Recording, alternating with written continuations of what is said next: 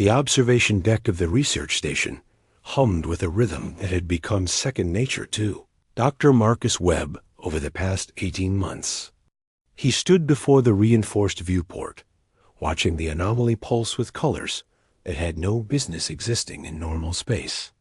The phenomenon had appeared 3 weeks ago, a tear in reality that defied every law of physics humanity had ever codified. Still growing, Lieutenant Hayes reported from her console, her voice tight with concern. Expansion rate has increased by 12% in the last hour. Marcus pressed his palm against the cold glass, feeling the faint vibration that resonated through the entire station.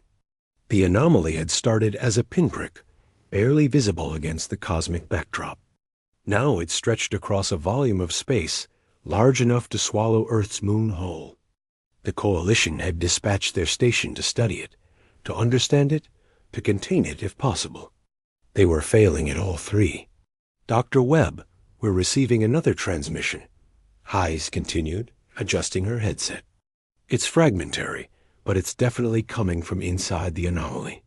Marcus turned sharply. Human language? No, sir. But the pattern matches artificial intelligence protocols. Someone built something in there, and it's trying to communicate. The implications sent a chill down Marcus's spine. The Coalition had sent 3 probe drones into the anomaly. None had returned. Now something was reaching out, and the timing couldn't be coincidental.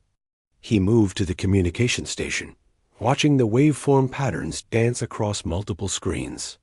The signal was complex, layered with information that their systems could barely process. Run it through the translation matrix, Marcus ordered. And get Commander Briggs up here, now. While Hayes worked, Marcus returned to the viewport. The anomaly had changed again. Tendrils of impossible light were extending from its core, reaching outward like fingers grasping for something just beyond reach. He had seen similar patterns before, in old reports from the Kepler incident, right before that entire research colony had vanished without explanation. The official story was equipment failure. The classified files told a different tale. Commander Briggs arrived within minutes, his military bearing evident in every step. Report. The anomaly is accelerating its growth, Commander. At current rates, it will engulf this station in 48 hours. We also have contact from inside. Briggs studied the viewport with narrowed eyes. Hostile? Unknown. But it's using Coalition encryption protocols from 15 years ago.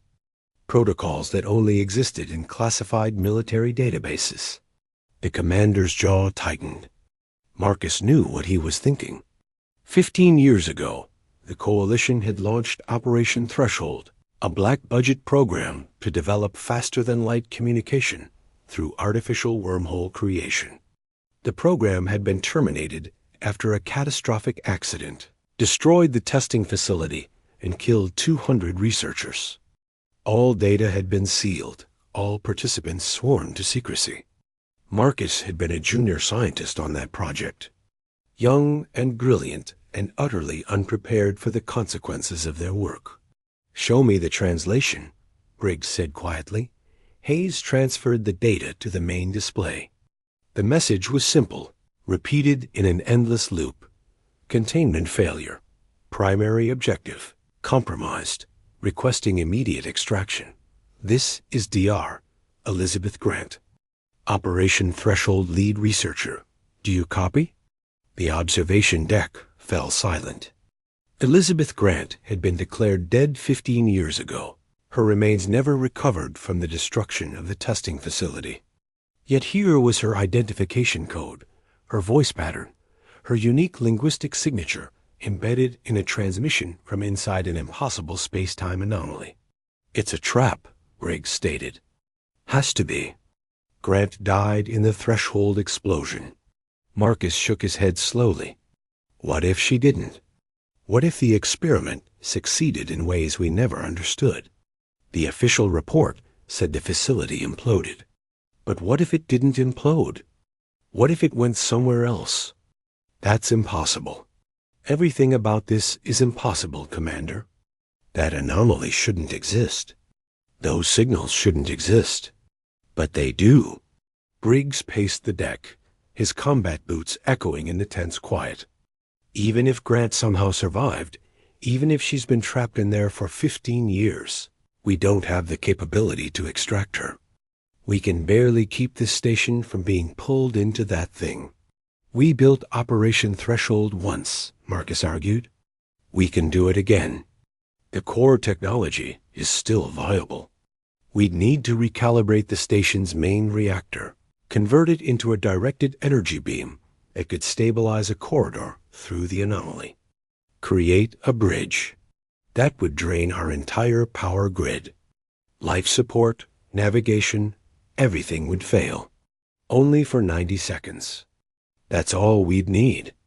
90 seconds to open a path, send a shuttle through, and retrieve whoever or whatever is inside. Hayes interrupted their debate. Sirs, the anomaly just spiked again.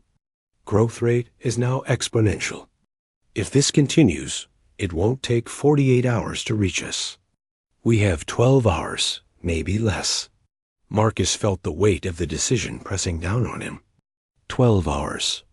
In 12 hours, the anomaly would consume the station, and everyone aboard would face the same fate as Elizabeth Grant, unless they acted. Unless they dared to finish what Operation Threshold had started 15 years ago.